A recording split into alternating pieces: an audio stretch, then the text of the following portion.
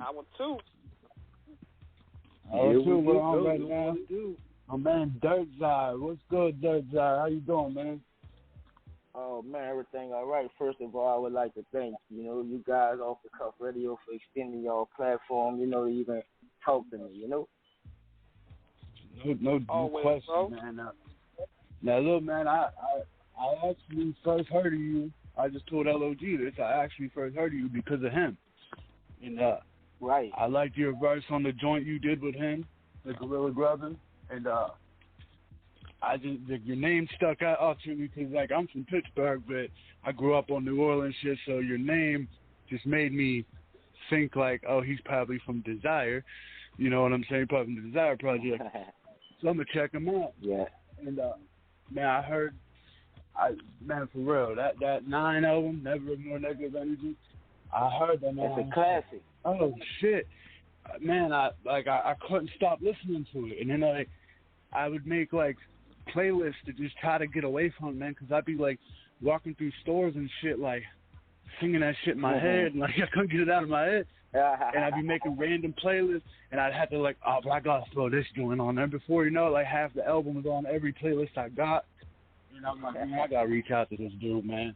And I appreciate it, man. you told me earlier today that you're gonna have 9 Part 2. So how was that? Are you gonna maybe make that like your signature album? How like, Wayne got the Carter, Jay got the Blueprint. Yeah, and never ignore negative energy. That's my thing, just represent the 9, but also represent something positive at the same time, not ignoring that negative energy because it could cost you. Yeah, that's great, man. That's great. And I told my co-host here tonight, by the way, that King Eric is the host. That's our co-host. T-Max is on the line as well. And What's going on, man? It's great to have you with us. That, Oh, man, I wanted you on the show. Yeah, I had Magnolia Levy on last night. I had LOG on earlier because I've known those guys for a long time, and I just wanted to give them the chance to tell their story and just show them the love and respect. But I wanted to have you on because I want to learn more about you as well, man. Like, to me, I don't know as much about you as I do those guys. But I mean, bro, you're dope, man. Like, it's very seldom with so many fish in the sea nowadays, man. Like, I wanted to ask you that as an artist, we know that there's so many clowns out there that just have a record button and all of a sudden they're a rapper. So, as an artist, how hard is it to navigate your way to let people know that you're not just some clown with with a record button, that you're a true artist in every sense of the word? Is that a struggle to get your music heard? So, like, how do you stand out from the rest of the fish in the sea and to let people know that you're a real artist? I think I stand out because my music is a testimony, as you see from the title of my first album, Never Ignore Negative Energy. All of my music is more personal to me. I don't really just make music like, that you'll hear just come on in the club and everybody start dancing. That's not my vibe. My vibe more is personal. I like to tell the truth. I tell the truth as much as I can without being incriminating, Yeah, I think that you have a very great talent in you capture the New Orleans. Like, I can tell you're from New Orleans when I listen to you, but you don't sound like anybody else. You have your own sound, but you also sound New Orleans at the same time, but you have your own sound, and I can't really think of anybody to compare you to. You kind of stand on your own style. So I am interested to know, like, who were your influences? Who did you grow up? Like, who made you want to rap? Well, I grew up initially listening to only local New Orleans music. I never listened to anything outside of New Orleans, growing up. But in my teenage years, I was introduced to Nas. Nas is my favorite rapper. So I was introduced to Nas, Jay-Z, and, more East Coast music and music from the West Coast and things like that. So that gave me an opportunity to, you know, expand my vocabulary and start rhyming in a different way. But I always had my accent and my New Orleans slang. Those are thrown in there, but the way I rhyme is more, you know, not New Orleans. Yeah. Yeah, like if it wasn't for your accent, and the spirit like, is there. Yeah, if it wasn't for your accent, it'd be hard to pin down where exactly you're from, like with your style, because you have this unique sound to you, man. That like I said, man, when I listen to that 9 album, man, like I can't even like. I mean, that's how I know it's a great album, because like I can't even really like. I can't describe what it like really. Like why I'm stuck on it, like, you know what I'm saying? Like it's just something you got. Like I can't just show somebody a song and be like, yo, isn't this hard? Like it's one of those albums that like it's kind of just like one long track, you know what I mean? Like it's like one long song. It's like a whole. Like really, it was wrote in that. Like at the time, I was living out in Atlanta then. So I was away from the city and I was away from everybody, and I was able to just focus. And at that time while I'm working on this project, it's just, you know, I'm doing song after song after song after song. So it was just a whole vibe that I was in. You know, it wasn't like I done a song this time, then I went back and done a song. No, when I went in the studio, I was knocking out 4 to 5 songs every studio session, you know. The album didn't even take that long to get recorded. You know, because it was all put together before. It was a whole vibe I took with me from where I was writing it at and brought to the studio. The whole vibe, not song per song, the vibe, the whole vibe, and put it into an album. Yeah. And I can tell that by listening to it, because each song is kind of made better by the song before it and the song after it. You know what I'm saying? And like, I don't even really know what my favorite joint off of it is, because like I kind of just press play on that motherfucker and let it play. Cause like my favorite joint is Illuminate. That's I was about to say Illuminate's probably. I was gonna say that's probably my favorite joint off if I had to pick one. But yeah, that's like my favorite joint. That whole album, it just flows so dope, and like I said, it's hard to just like send somebody a track and be like, check this out. It's more or less like, yo, when you get a minute, you're alone and you're actually gonna listen to music, like listen to this shit. And it just see, that's the motto of Project Music. Project Music is my own record company that I own. And the motto of Project Music is, in order to understand Project Music, you have to listen. This ain't music you could just bump, you know, like this ain't that. You gotta be in that mood. You gotta feel that vibe that I was putting out. And it ain't the vibe that you could just hit and miss with it. You gotta sit down, listen to it. Man, you heard what he said? Like, you gotta listen to it, get into it. Yeah, it definitely it's vibe music for sure. It's shit to think to, and it puts you in a state of mind. You know what I'm saying? Like, it's not just like, oh, this shit's hard. Like, it is hard, but I'm just saying, like, it has its own energy to it. You know what I'm saying? And it's a great project. You plan on making that the cornerstone of your career and building off that and coming out with a part 2 and a part 3 and all that. I think that's an excellent move, because you got something special with that album, man. And I hope you reap the benefits from that. I ain't mean to cut you off, but I don't know if he did this a while ago, but that track, A Moment, is very deep, man. I like A Moment is my latest single that's out right now. A Moment is the latest single. Yeah, but A Moment is just special because, you know, I don't know if you guys know, but I was shot 9 times here in New Orleans. You know, because of it, my left hand is amputated.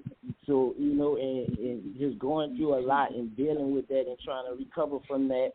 At one point, you know, when I was in the hospital, I had the trach in my throat, so I couldn't talk and things, you know, not even knowing if I would be able to continue to rap.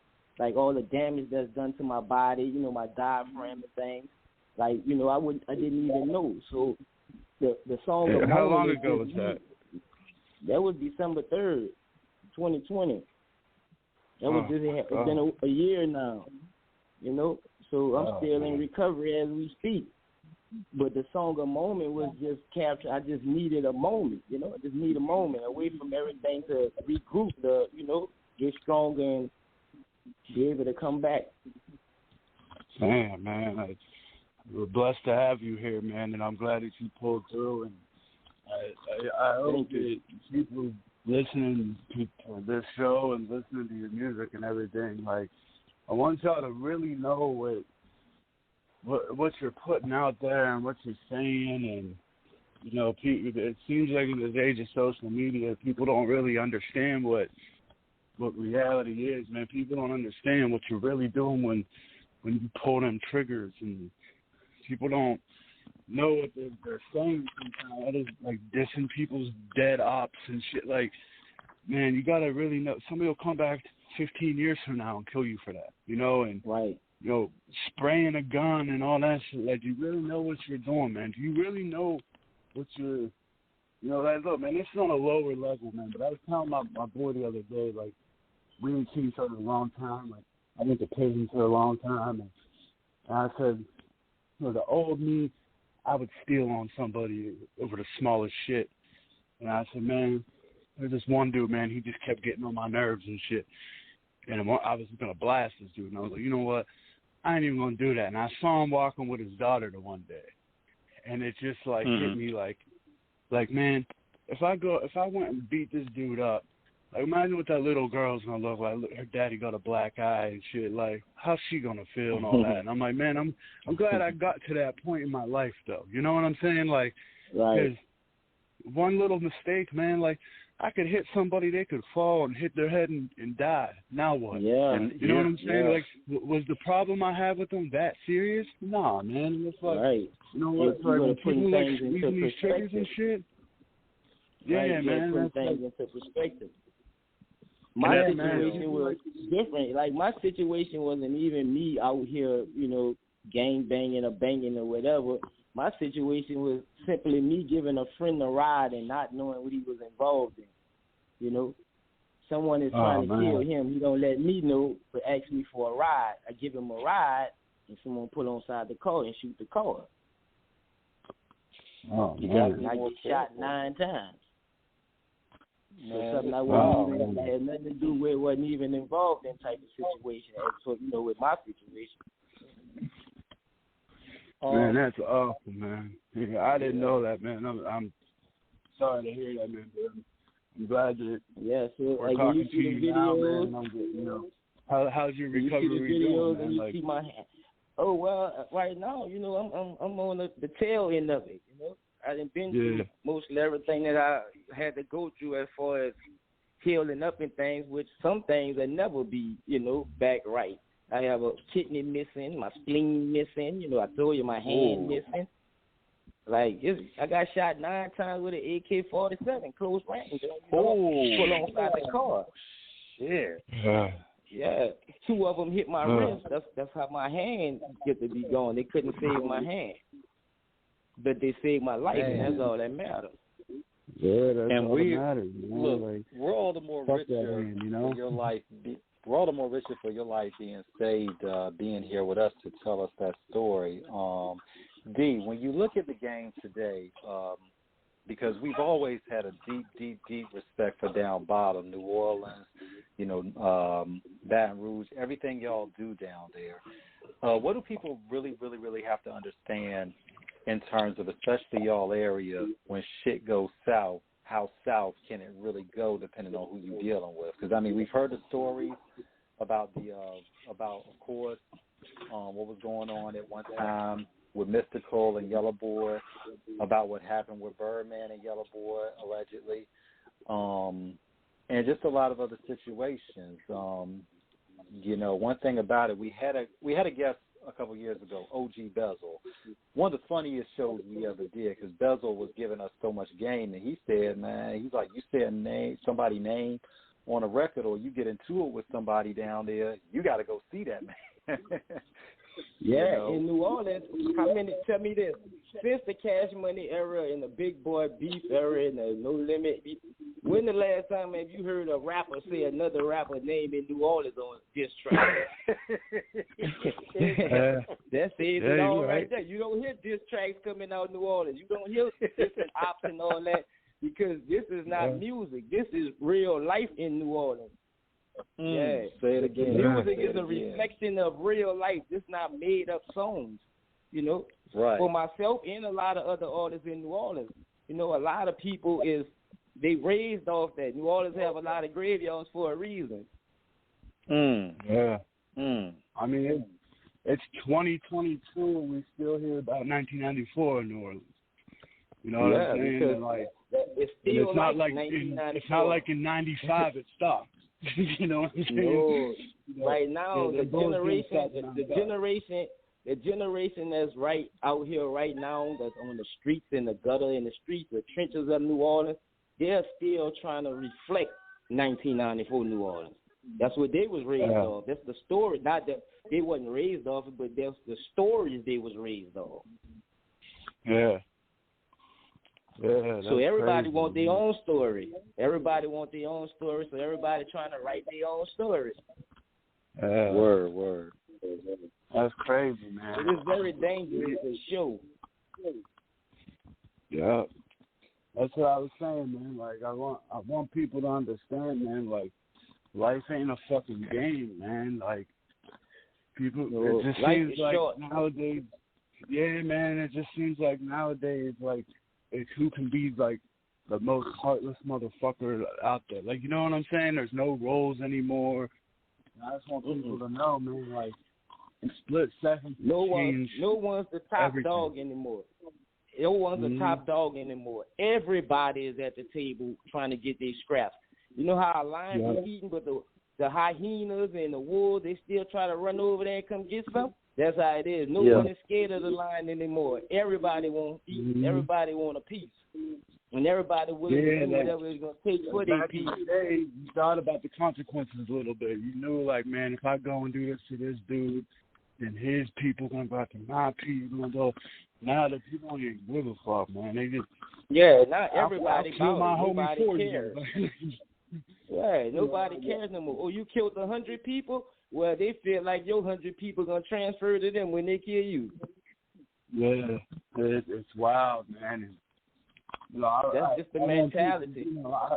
I'm glad that you told the story about what happened to you, man, because I hope people hear that story and just understand it. Like, there's nothing cool about that shit. You know what I'm saying? Like, you don't have to. You don't have to be involved for something to happen to you like that. Yeah, exactly. And you're not acting like you're the king gangster because you got shot 9 times. Like, I bet you give everything to not that happen. My life is a trophy. That's not a trophy to me getting shot. That's not a trophy to me.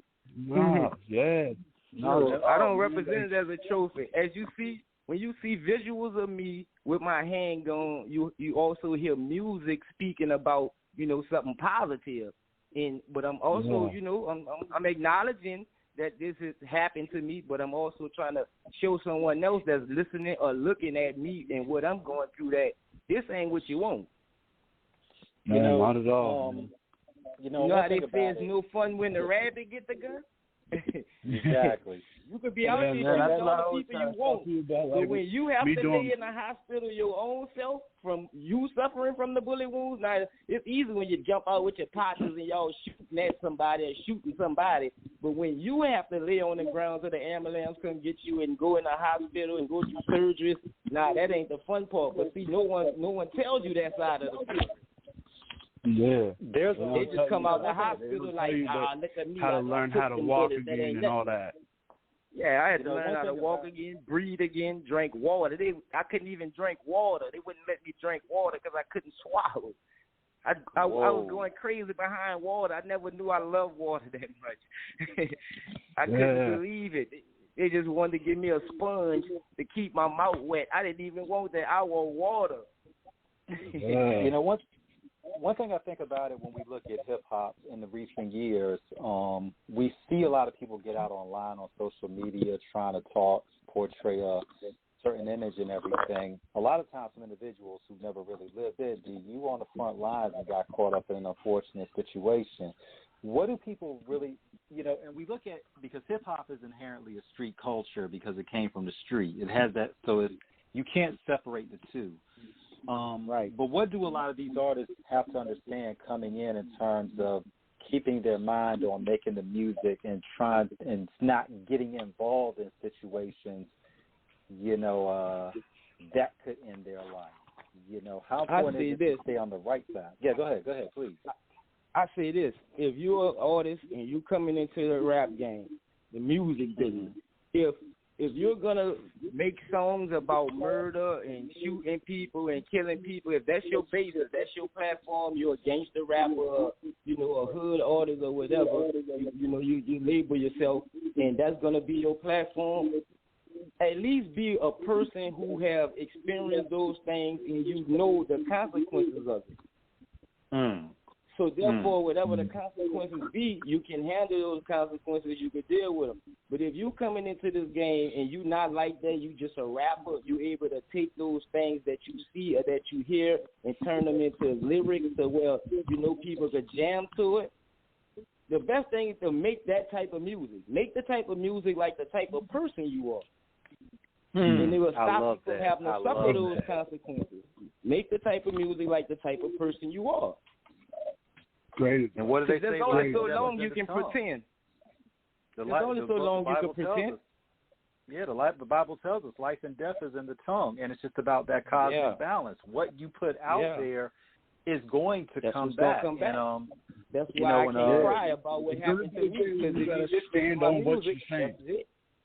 Right. That's why I can't cry about it. I don't cry about it. I don't whine about it, because that situation right there wasn't meant for me. But who's to say that ain't what God had for me for what I hadn't already done? Right. Yeah, man. And look, man, God gave his toughest battles to his toughest soldiers. You know what I mean? Yeah. He didn't take my life. He just taught me a lesson. And he took my hand to remind me. I have to look at this and be reminded every day. Yeah, man. And I bet all that's motivation for you now. You know what I'm saying? Like, all that weakness that you went through is now strength. And you know how short life can be and how 1 second everything can change. So, bro, I know how important life is. Look, bro, I'm trying to use that gift. 36-year-old dude. I'm a 36-year-old dude from Pittsburgh, Pennsylvania. I heard your music and was like, bro, I got to talk to this dude. Like, there's a billion fucking rappers out there, man. I would say there's more rappers than people nowadays, man. Right. Everybody a rapper, female or male. Your shit, everybody. Yeah, bro, your shit is that dope that, like, man, I ain't bragging by any means, man, but like, I've interviewed the Ghetto Boys, 3 6 Mafia, MC Shan, Yuck Mouse, members of Wu-Tang Clan. I could go down the list for an hour on all these dudes I interviewed. You got the whole who? Yeah. They're like, bro, I can reach out to anybody for an interview, man. But I'm done doing that, man. I only want to interview people that I, like, truly rock with. I'm tired of talking to rappers, man. Like, oh, when's your album coming out? Like, all that dumb shit. Like, I want to talk to people I fuck with, I rock with. And, bro, like, not too many people that I can hear their shit for the first time and be like, damn, I'm moved by this. I need not only do I need to talk to this dude, I need everybody to hear this dude's story, because, bro, I don't, ask Eric and T-Max, man, I don't co-sign too many motherfuckers out there. I don't tell people, like, you got to check this music out. Bro, like, you know, I always make jokes about people and shit, like, you know what I mean? I heard, I clown rappers a lot, man, but, bro, I heard your shit, and I'm like, man, I gotta get him on, man, because even if you get, everybody listening to this, even if you just listen to that one joint, the 9 album, even if you just listen to that, like, just please listen to that album. I'm telling you, don't listen to one song like, oh, I don't like this Hunter. No, listen to the whole album front to back. And do it whenever you can actually listen to music. Don't be doing it while, you're distracted while your kids are in the room and all that. So listen to it when you can actually listen to it.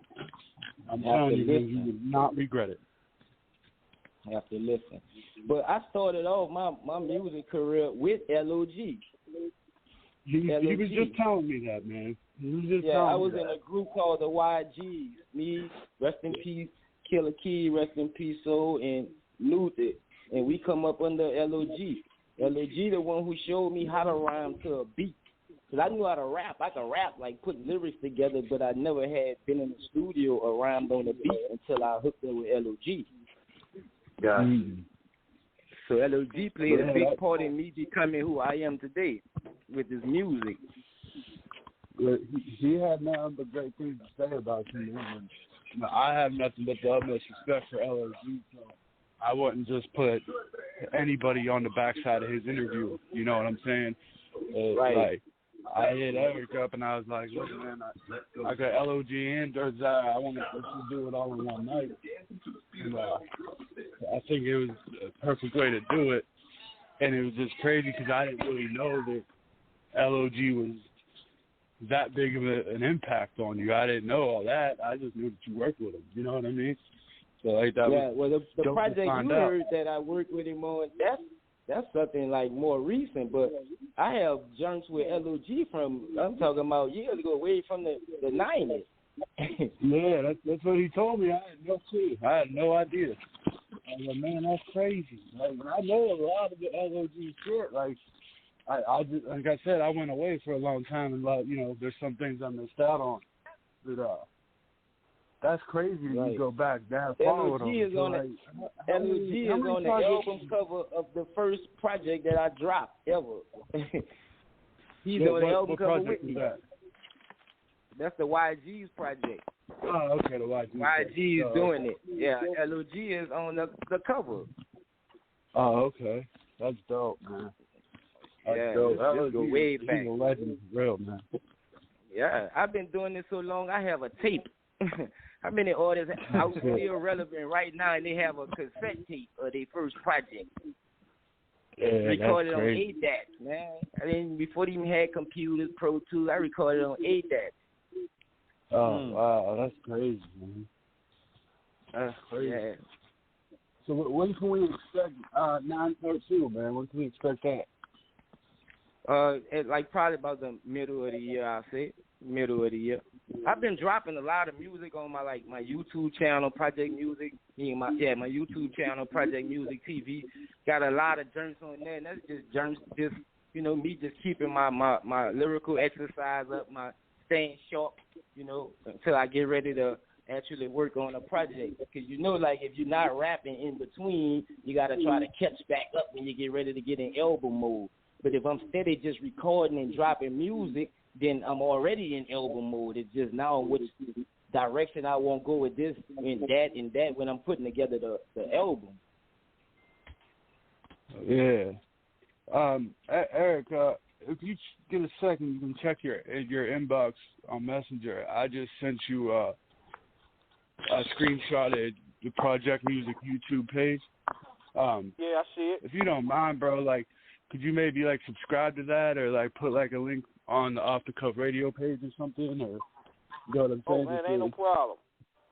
Yeah, just to help get that out there too.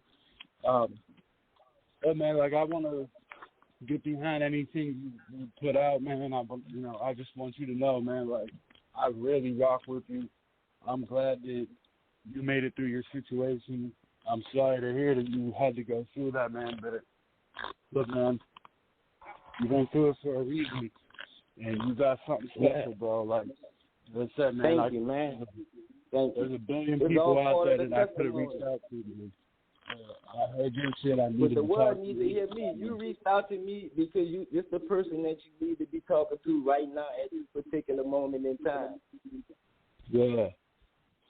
Yeah. This story that I have, this story is, man, that's just the tip of the iceberg. We haven't even gotten into a lot of stuff when it comes down to me. At one point, I used to be a heroin addict.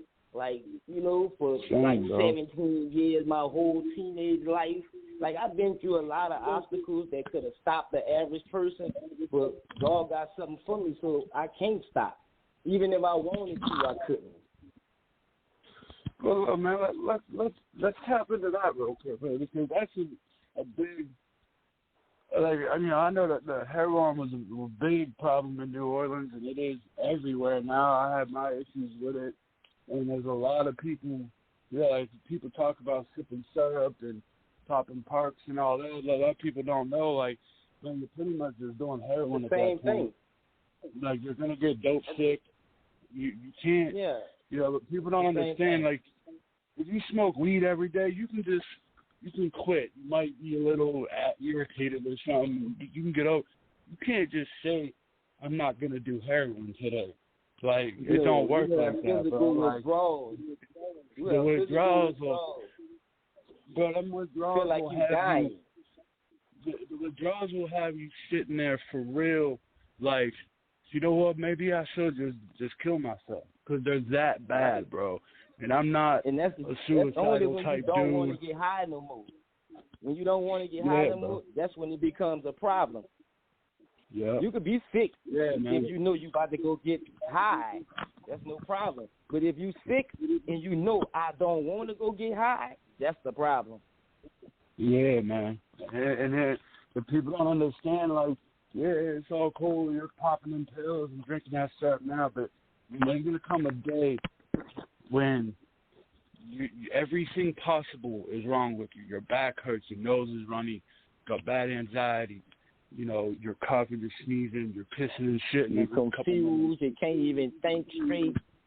So you're sweating, you're cold, you're sweating, all that. Yeah. So you got to do whatever you can do to come up with that money to get the shit. Then you get the shit, and you do it. You can only chill for about 20 minutes, and then you got to worry about what you're going to do a few hours from now. I gotta get some more. You got to start the whole way over, and then you got to make sure you got something for the morning because you ain't doing nothing until you get something in you. And because it don't make no sense to go to sleep if you're not gonna have nothing to wake up to in the morning. Yeah, there ain't nothing like doing withdrawal shit at 2:30 in the morning, and who the fuck you gonna call 2:30 in the morning to get shit? You gotta sweat out the rest of the night. You ain't sleeping.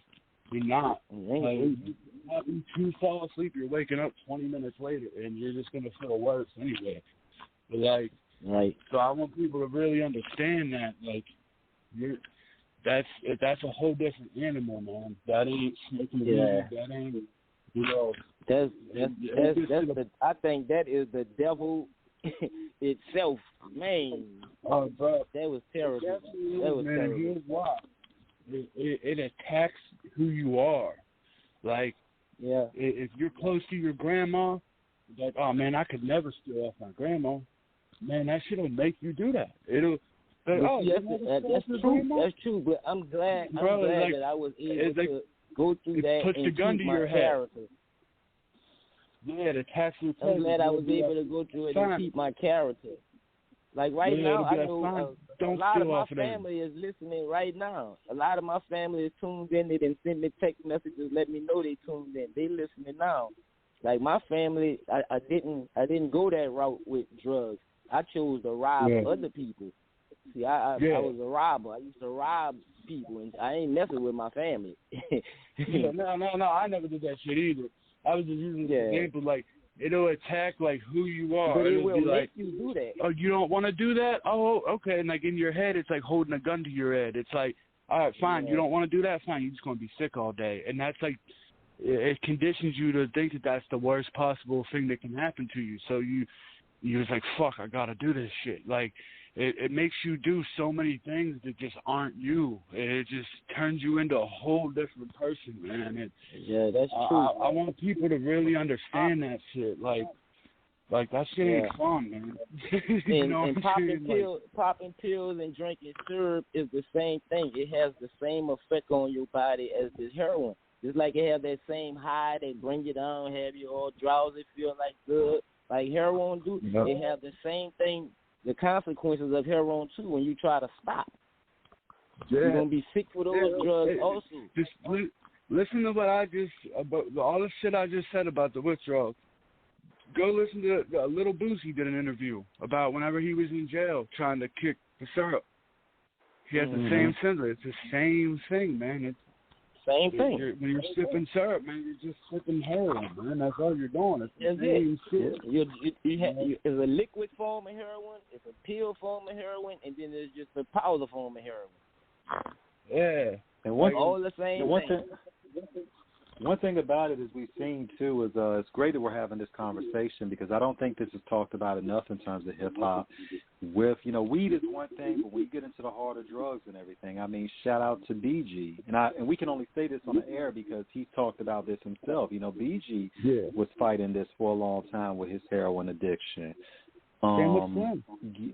Yeah, and shout out to your family for listening. We appreciate y'all so much being tuned in, and we're happy to be having this time with your loved one. Hey, look, I'm sure that he tells you this too, but thank you for riding with this young man because, look, man, everybody knows when you go through some real shit, it's your family that you need the most, man, and I'm sure you've had a long journey, Desire, and I want to thank your family for sticking by you and supporting you in this music thing too. You know what I mean? So thank you. You're a talented young man. You're a talented individual, man, and we're blessed to have you alive today, man, and to see the shit that you're doing and living out your dream, man. And trust me, it's a dream worth pursuing because you're a one of a kind type of artist, and you're a good dude. And as long as you just stay authentic, man, just stay you, bro, and the possibilities are limitless. And Desire, we got to ask you this too, because so many rappers, who've been doing it, whether they're starting out or already at it, they've never. Sometimes some of them never had that family support. How gratifying, how awesome has it been for you to have the support of your family in terms of standing behind you and really being your support system through everything you've endured and triumphed? Well, that's my biggest fans. That's what keeps me motivated. Like my brother-in-law, he have a clothing line. It's called Family and Money. It's Family and Money NOLA. If anyone want to go check it out, it's called Family and Money NOLA. Check them out on Instagram. But that's the motto. Like this. Family and money. I feel like that's the only two things besides God. Family and money is the only two things that's really important. If you have those two things, you have enough to, succeed in whatever you need to succeed in life. In my family, they've been there from day one. When I decided to start rapping, they was there. I decided to start being a drug addict, they was there. I decided to stop being a drug addict, they was there. Everything, right. Every step of the way, they was there. My family, how people say their family only come together on funerals. My family come together at the spur of the moment. They might call me in a few minutes and say, come on, let's go. We're going by such and such house. And, I've been had that family atmosphere, and I think that's a big part of what keep me grounded and keep my music being real, because these people have to listen to my music also, not just fans. It got to be able to please the fans, but it got to be able to please people who know you personally. You got to be able to touch them because they know what you're saying is real. It's really your real life that you're talking about. Yeah, definitely. Right. Definitely, man. And yeah, man, we're going to go ahead and close this one out, man, for now. But I'd love to have you back on, man, and we can do part 2 of this. Have some music to send. Everybody has some music to send because what we did too, we posted your video on our page, so we can give it more love. So if you have any other music to send, so if you have any more music to send us, man, or you want things promoted, man, we got you, bro. Oh man, I'll make sure I flood y'all, man. All the music I got, but see all kind of stuff. Yeah, see all kind of stuff, man. Yeah, man, I'm actually in the middle of sharing your brother-in-law's. I'm sharing your brother-in-law's clothing thing on my Instagram right now. Yeah, Family and Money NOLA, and also follow Hot Sauce Clothing NOLA. That's my son's clothing brand. Okay, I'm gonna share both of those, man. Family and Money NOLA, Hot Sauce Clothing NOLA. That's my son and my brother-in-law. Oh yeah, I already followed. I'm gonna have Pat send us the links, and we're gonna follow him.